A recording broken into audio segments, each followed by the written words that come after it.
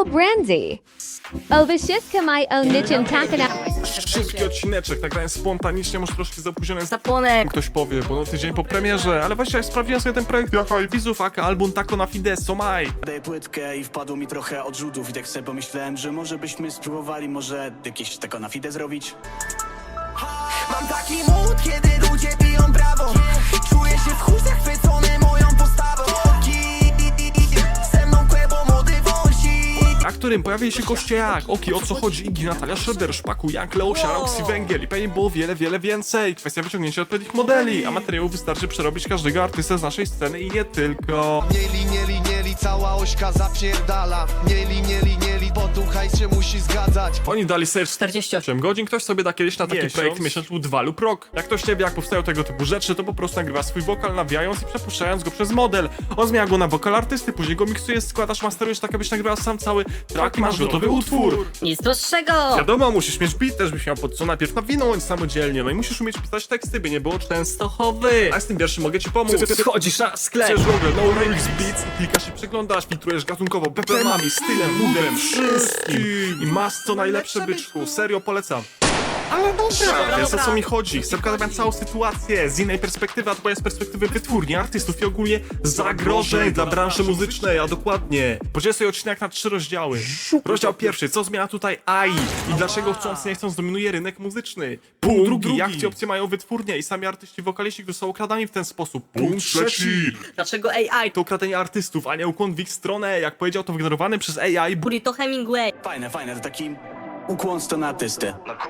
Punkt czwarty, kolejne lata i przyszłość przemysłu muzycznego oraz podwykonawców. Moim zdaniem, podkreślam, moim zdaniem. Hope you enjoy, więc Zaczynajmy! Punkt pierwszy. Co zmienia tutaj AI? Dlaczego chcąc nie chcąc dominuje rynek muzyczny? Już ci wariaciku odpowiadam. A dokładnie sobie niestety, bo sam sobie to pytanie zadałem. Jeśli uznaliśmy, że sztuczna inteligencja lepiej chwyci się prac powtarzalnych, fizycznych, a pracę kreatywną zostawi w spokoju, to jak widać byliśmy w błędzie. Jeśli byłeś lub jesteś osobą, która myśli, że sztuka i ogólnie artyści zostali zesłani przez Boga i są obdarzeni jakimś talentem, to niestety muszę ci powiedzieć, że... No masz kurczę rację, wariacie. Bo sztuczna inteligencja bazuje na tym, co dany człowiek jednostka pracował latami, więc po prostu kopiuje geniusz ludzki wypracowany przez człowieka, tworząc jego wariacje. I to się nie zmieni, prawdopodobnie. Zawsze będą potrzebne dane wyjściowe, jakaś wizjonerka ludzka, by nauczyć czymś model, a przynajmniej na czasy, w których nagrywam ten odcinek. No i spoko. Więc ustaliliśmy, że AI musi mieć coś do skopiowania i stworzenia wariacji. Więc miejsce dla artystów, wizjonerów na tej scenie dalej będzie. Po prostu skróci się czas dostępny dla artysty do osiągnięcia sukcesu. Zanim ktoś inny mądry wykorzysta głos artysty i stworzy coś 1000 razy lepszego niż on stworzył dotychczas. Ten ktoś będzie czerpał z tego korzyści, więc zabiera oryginalnemu twórcy. Tak samo rotacja artystów będzie większa i przesyt materiału muzycznego będzie tysiąc razy większy niż w aktualnych latach, a wraz z dewaluacją wartości tego typu nagrań, tort tamtiemowo-masterowy do podziału będzie coraz to mniejszy, aka przesyt materiału na rynku. A osób przy stole będzie przybywać, no i elitarność materiału muzycznego będzie spadać. Wyobraźcie sobie, jak wysoko będzie zawieszona poprzeczka dla artysty wytwórni, kiedy taki debiutant wyda powiedzmy 2 pierwsze single, a słuchacze już stworzą na tej podstawie swój model i wygenerują całe albumy na kolejne parę lat.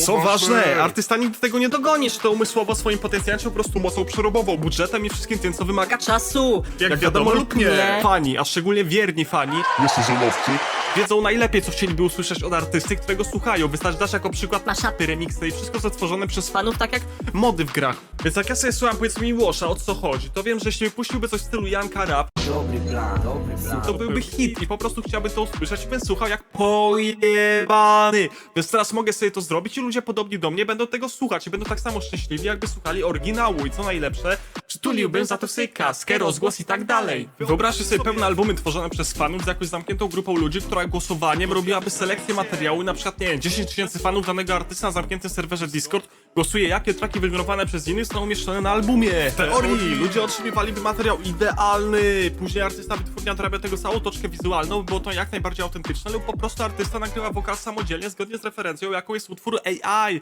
Lub jeszcze lepiej, artysta po prostu pisze teksty, jego ludzie nagrywają za niego traki, ale to już jest science fiction. To samo robiliby topowi producenci muzyczni, którzy tworzą dany beat danego artysty, mają już w głowie zazwyczaj Zarys wokalu. na tym bicie miałby pożyć artysta, więc traki fanów, producentów, Blenderów, mashuperów, będą bardziej pożądane niż oryginalne traki z oryginalnej wizji artysty, będą też bardziej różnorodne i po prostu ciekawsze, tak jak popularne potrafią być remiksy, mashupy aktualnie. Tylko jak kiedyś jakość tych remixów była zauważalnie niska, to dzisiaj będą takie same, nawet lepsze jakościowo niż oryginały. Dodajmy do tego, że moc przerobowa całej publiczności jest 1000 razy większa niż moc przerobowa artysty i jego zespołu. Wiecie, artyści i ludzie wokół nich też mają swoje ograniczenia, czy to czasowe, czy to wypalenie artystyczne i inne, a jak zlikwidujemy tą granicę dojścia do artysty, to no możliwości są nieograniczone, każdy ma artystę Dla siebie. jedyne co zostanie to sam fakt, że jest to głos artysty, który posiada fizyczny wizerunek, jakiś tam wygląd, sposób bycia, z którym jest kojarzony i który imponuje fanom. Więc to, co jedynie ratuje aktualnie artystów, to to, że w aktualnych czasach opierają swoją popularność i zarobki na wizerunku bardziej niż na muzyce. Nawet bym zaryzykował, że muzyka to jest taki obowiązek wydawniczy. Więc do momentu, kiedy AI nie osiągnie dobrego poziomu w generowaniu klipów i wszystkiego kręcącego się wokół fizycznego wizerunku artysty, Powtarzam, Fizycznego wizerunku artysty. artyści będą mieli czym oddychać. Oddychać nie mogę! Jeszcze. Osobiście nie uważam, że AI będzie w stanie wygenerować od zera atrakcyjnego wizerunkowo artystę, aka człowieka, bo no, jeszcze nie żyjemy w czasach jak w filmie Ja Robot. a najbardziej pożądane roboty wizerunkowe, jakie udało się ludziom zbudować, to chyba są te z Boston Dynamics.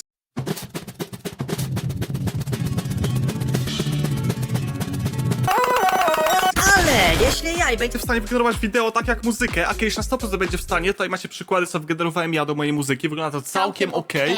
Te artyści już nie będą mieli nic więcej, co mogliby zaoferować fanom, no może koncerty fizycznie, gdzie się tam pojawiają, nie? Chyba, że za jakiś czas będą pocinać sobie struny głosowe, by zmienić sobie głos i ubierać się całkiem inaczej, tworząc drugą wersję siebie. No to wtedy tak. Jeśli jesteś fanem artysty, to kupujesz jego płyty, merch, nawet jeśli nie do końca ci dany projekt siedzi, ale kupujesz, bo wspierasz osobę, która co prawda odkryłeś i polubiłeś przez jej muzykę, ale jest to żywa osoba i wspierasz żywą osobę i to na dzień dzisiejszy da jakąś nadzieję artystom, bo wiecie, Jesteście ludźmi, nie? Z jakimś tam wyglądem. Chyba jesteście ludźmi, nie? plus pamiętajcie, że ten projekt Yaha został stworzony przez amatorów, to tak jak dany artysta brzmi, zależy głównie od sposobu, a umiejętności wokalnych osoby podkładającej głos, no i wiadomo od jakości modeli. A teraz wyobraźcie sobie, że tematy zaczną interesować profesjonaliści, jak to Twoi producenci. ghostwriterzy, trenerzy wokalni, bla bla. I wszyscy ci, którzy uczestniczą w procesie kreatywnym powstawania utworu i mają umiejętności, wizję, którą nazwijmy ładnie produkcją wykonawczą, jakieś tam doświadczenie kreatywne na wyższym poziomie. Teraz oryginalny artysta musi się mierzyć z tysiącami osób, które mają swoje pomysły, a dokładnie kolejne tysiące wizji na ich muzykę i to jest nie do przeskoczenia. Powtarzam, to jest nie do przeskoczenia dla żadnego artysty, nieważne jakim kozakiem by był. No chyba, że jest artysta debiutujący, nie wypuści mało materiału do sieci i nie ma co z tego modelu robić. Nie ma sensu go robić, no bo po co? Po co? To jest to ciekawe czasy, z rok jeszcze i to samo będzie z produkcją muzyczną. Punkt drugi. Jakie opcje mają wytwórnie i sami artyści, wokaliści, którzy są ukradani w ten sposób? Już sobie byczko odpowiadam na moje pytanie. Albo wytwórnie artyści będą składać Skupować. prawa do tych utworów i je wykorzystywać jak swoje, tworzyć pod nie Klipy i wizerunek przy użyciu żywych. artystów do momentu, kiedy AI tego też się nie nauczy. No bo kiedyś pewnie się nauczy. No nie oszukujmy się, byczku, jakby te traki, no może nie wszystkie, ale parę z nich wyszły spod oficjalnych kanałów artystów, bez dopisku, że to created by AI, to nikt by tego nie zauważył, szczególnie jeśli oryginalni z artyści nagraliby do tego klip. Moim zdaniem, jeśli branża muzyczna nas w Polsce chciałaby to zatrzymać, od razu Razu mówię, że nie ma opcji, bo oni byli w stanie cokolwiek zrobić, szczególnie w Polsce, jako je potrafią na zamkniętych lików swoich artystów przyblokować na necie, to branża musiałaby działać Prawnie, a nie mają praw, na które mogliby się powołać, bo temat sztucznej inteligencji i dzieł, jakie wypluwa w różnych dziedzinach, nie zostały jeszcze opisane prawnie i pewnie przez dłuższy czas nie zostaną opisane prawnie. Plus, jeśli coś jest w internecie, to jest w obiegu do końca tego świata, nikt tego nie zatrzyma, mówię o modelach. Pewnie wytwórnie będą starały się jakoś dostosować i talent hunterzy będą napierdalać na 100 razy w większych obrotach niż dotychczas. czas wampując atrakcyjne głosy lub po prostu wizerunki. Przykład Patogale i cały aktualny show biznes. Wkładać masę kasy i pracy w debiut i po debiucie już zresztą zajmą się albo ich oddziały zajmujące się generowaniem utworów dla artysty, będzie to opłacalne, Albo będą szukali metod współpracy z audiensem widownią i monetyzować 50-50 za zgodą jakiegoś 14-letniego Jacuzia, który stworzył kolejny ze 100 remixów robiących więcej wyświetleń niż oryginał artysty. Ale przypominam, no to nie każdy twórca takich remixów się będzie musiał godzić, jeśli prawo mu tego nie zabroni. Powtarzam, prawdopodobnie prawo tego nie zabroni, więc menadżerowie będą musieli wykazywać jeszcze większy skurwysyństwo niż aktualnie i próbować dogadywać się z autorem takiego remixu, przyjąć pełne prawa nad takim utworem, przynajmniej do momentu, kiedy nie powstaną prawne i techniczne rozwiązania pozwalające na klasyfikację tego typu nagrań i sprawne automatyczne monetyzowanie lub blokowanie ich. Kurwa, tutaj już od razu mówię, nie ma opcji, by takie rozwiązania jak przykładowo CID powstały. A dlaczego? A dlatego, że wiem jak działa aktualnie CID, co było i tak niesamowity postęp. Tak zresztą cała Technologia audio fingerprint i no średnio to działa, więc jak ktoś ma zamiar stworzyć algorytm, który by porównał sztuczny głos do realnego, to powodzenia, szczególnie w ciągu najbliższych 5 lat. nagranie sprawnie. No i dobra. Punkt trzeci. Dlaczego AI to okradanie artystów? Najlepiej to widać właśnie na przykładzie tego, co zrobił Yahoo i koledzy, podszywając się pod gwiazdy z wizerunkiem scenicznym. Nie krytykuję Yahoo to, co zrobiłeś, jakby to bardzo fajny projekt, serio, tylko to jest bardzo dobry przykład. Sztuczna inteligencja nie tworzy sama sobie nowego artystę, który były inspirowany znanymi wykonawcami, bo tego nie potrafi kopiować to, co powstało przez Geniusz ludzki. jednostki. Jeśli artyści, o których gadamy w tym odcinku, generują pieniądze z własnych wizerunków, to sam robią wytwórnie z ich muzyki, to tak, jest to okradanie artystów. Jeśli ktoś jest w stanie podjechać sobie autkiem, ukraść takiego taco czy kłębo, wsadzić go do bagażnika, podstawić przed mikrofonem, zmusić do nagrania albumu i wydać go swoim nakładem, czerpiąc z tego korzyści, to tak, jest to kradzież, a nawet przestępstwo. no bo nie może sobie tak przecież podjechać i uprowadzić znanego artystę, nie? Ale tak już serio, to jest to kradzież, bo po pierwsze... Pierwotnie artyści, a dokładnie ich głos zostały użyte bez ich zgody. A to też pewnie prawnie nie jest w żaden sposób rozwiązane. Procent instrumentalu Metalu jest jasny. twórca tekstu Niby też jest jasne, ale jeśli utwór został nagrany głosem kogoś innego, to jak mu udowodnicie, że timbre jego głosu to głos artysty? Może oryginalny twórca utworu, aka ten, co nagrywał wokale przed modelem AI, ma umiejętności pozwalające tak modulować swój głos, że brzmi on jak inni artyści, więc dzieło, które stworzył, jest dalej jego dziełem i to dalej jego głos. Jakby użył tekstu, który dany artysta już nawinął, to łatwo jest stwierdzić plagiat, ale w tym wypadku ciężko. To jest taka podobna sytuacja do... czysto hipotetycznie. Jest dwóch producentów i dostali mi zlecenie na odtworzenie produkcji innego artysty, bo tam artystów nie stać na 3000 zł czy coś w tym stylu, nie? No i utwór powstaje, jak udowodnisz, że bazował na twojej kompozycji pierwotnie, oprócz dowodów komunikacyjnych między artystami, że była to reprodukcja. I porównując aranż, brzmienie ogólnie, no jest skradziona generalna wizja twórcza. No ciężko dodatkowo zostaje rzeczoznawca, no to jest ta sama sytuacja jak powyżej, tylko zamiast tych 2% jest sztuczna inteligencja. Bo w pewnych czasach pewnie decyzje będą padać po prostu na chłopski rozum, albo nikt nic z tym nie będzie mógł zrobić, a wytwórnie i artyści będą płakać, bo losowe śmieszki z internetu będą zabierać im pieniądze. Po drugie, wytwórnie posiadające zapisy ekskluzywności w zakresie współpracy i wydawania materiału artysty tracą potencjał zarobkowy, bo ich artysta nie jest już taki ekskluzywny. Nie mogą nic z tym zrobić, a chcąc nie chcąc, artysta nagle magicznie zmieni swojego głosu o 180 stopni, by znów był świeży na scenie, tak jak wspomniałem wcześniej, nie ma chuja, by stworzył coś bardziej oryginalnego, zaskakującego niż miliony osób na tym świecie, które mają własne pomysły na jego twórczość. Więc by równoważyć straty zużywania przez resztę świata wizerunku jego artysty, któremu zapłacili fajną zaliczkę, mogą na przykład postanowić monetyzować przez okres trwania umowy wszystko, co zostanie wypuszczone z udziałem jego głosu, jeśli pozwoli na to prawo w przyszłości, a jeśli nie, no to... Ups. Wyjąłem mi z ust fiut. Po trzecie, jak wspomniałem w punkcie drugim, wytwórnie mogą rejestrować takie traki jako swoje i je monetyzować, pewnie będą to robić, a nawet Też jak wspomniałem wcześniej, będą chcieli przejmować pełne prawa do nich, by wyciskać ich twórców jak gąbkę, czyli to samo, co robią aktualnie z procentami muzycznymi. A jestem pewien, że wytwórnie i artyści pomimo braku zapisów prawnych będą uważali, że wszystko zostanie stworzone z głosem ich artysty jest... 100% ich wartości mogą czerpać z tego korzyści. Czy to prawda? Nie wiem. Niby tak, ale jednak bez tego kogoś, kto te remiksy robi, by tych pieniędzy Nie zrobili, nie? Ale to normalne, artyści w większości nie Rozumieją chyba, ile zawliczają ludziom dookoła, a teraz będą takie czasy, że chcąc, nie chcąc, Zrozumieją. jak spojrzycie na rozwój z punktu etyki, to zauważycie, że większość ludzi korzysta z AI w celach komercji, na przykład sprzedają na Etsy plakaty wygenerowane przez AI, tworzą sobie ilustracje do książek, drukują na jakimkolwiek formacie, po prostu obrazy, to wypluwa AI nauczona milionami obrazów prawdziwych artystów, z których oni nie czerpią żadnego wynagrodzenia ani kredytu, bo jest to niemożliwe do jakiejkolwiek klasyfikacji i pewnie nigdy nie będzie możliwe. Powtarzam. Niemożliwe do jakiejkolwiek klasyfikacji.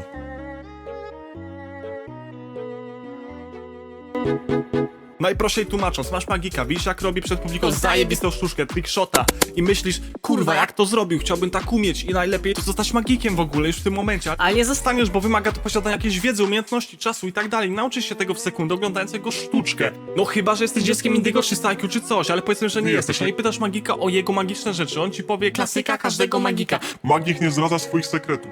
Wiadomo, zarabia z tego, więc jakby tak każdemu pokazał, jak te sztuczki działają, to nikt nie chciałby go oglądać, nie? I nie miałby co chłopak zrobić ze sobą. No i to jest taka mądra analogia do sztucznej inteligencji w branży muzycznej. Tylko tutaj magik zdradza swoje sekrety i tyle. PCO. W najgorszym scenariuszu wszystkie Kompanii są sztucznej inteligencji określające się jako etyczne, jak na przykład Lemonade AI lub firmy non-profit, kiedy zauważył, że zdominowały większość rynku, przełączył się na płatny model sprzedaży, jak na przykład OpenAI z tego etycznego, naukowego podejścia do tematu zostanie tylko rynek kreatywny, zniszczony przez niesprawiedliwą konkurencję, generowaną przez jakiegoś stulejarza Hindusa przed kąpem, który nielegalnie pobrał sobie cały internet i zrobił sobie narzędzie, które generuje to samo co artyści, tylko taniej i szybciej. Powstanie rynek kreatywny z monopolem ustanowionym przez komputer, który został nauczony dziełem ludzkich twórców, którzy nie dostaną za to nic. Nic. Okej, let's go, temat czwarty. Nagrywam pewny odcinek na ten temat, który pojawi się niedługo na kanale i to po angielsku!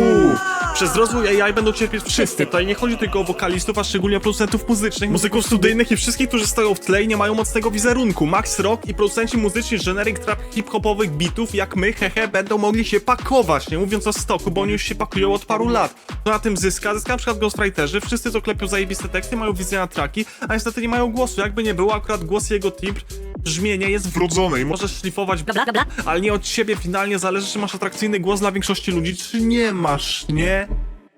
Po skryptu. Na koniec, powtarzam, ten album nagrywali ludzie, którzy nie są profesjonalnymi wokalistami i brzmi to już tak dobrze, czyli byli oni w stanie zreplikować praktycznie 90% umiejętności wokalnych naszej sceny hip-hopowej. Wyciągnijcie wnioski, o czym doświadczy, ile z głosów aktualnie znanych artystów będą w stanie wyciągnąć profesjonalni wokaliści, jeśli w ogóle te modele będą w stanie udźwignąć takie zaawansowane frazy i techniki wokali. Bo to wszystko świadczy o tym, jak niewiele nam wszystkim potrzeba. Patrzcie, jak mało wam trzeba! Jeden trójkącik! Dziękuję za oglądanie wariaciku i do następnego i zapraszam cię oczywiście do dyskusji W komentarzach!